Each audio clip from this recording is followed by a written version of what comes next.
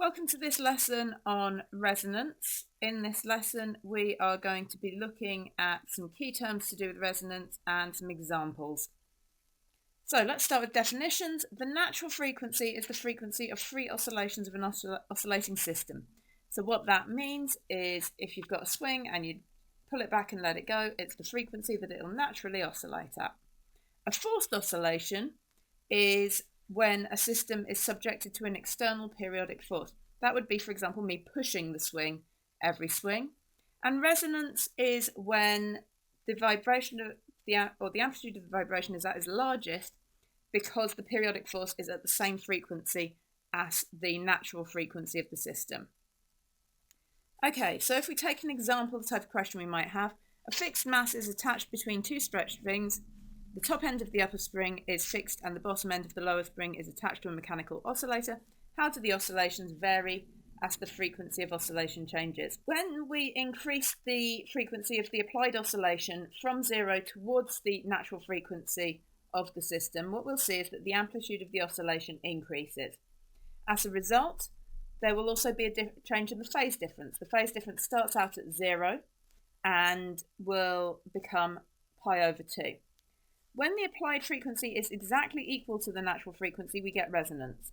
So at that point, we've got the maximum amplitude of oscillation, and we can get very high amplitudes if we've only got light damping, and the phase difference becomes pi over 2.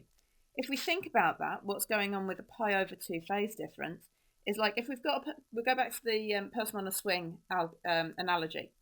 So when you've got your person on a swing, your arms are maximally extended, you're providing the greatest force when they are at the center of their oscillation.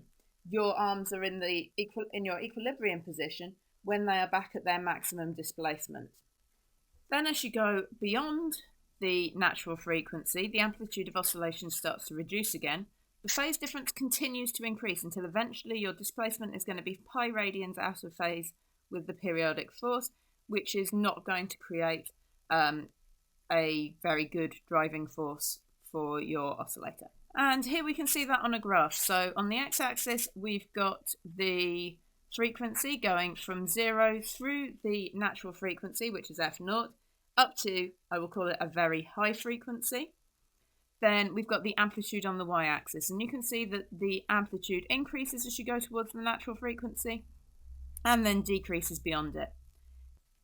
Looking now at the phase difference, as we go from 0 to the natural frequency, our phase difference is going from 0 to pi divided by 2, or 90 degrees, and then it progresses on beyond, as we continue to increase the frequency, up to a phase difference of pi radians. You don't need to be able to explain why it does that. You just need to be able to explain or state what those values are.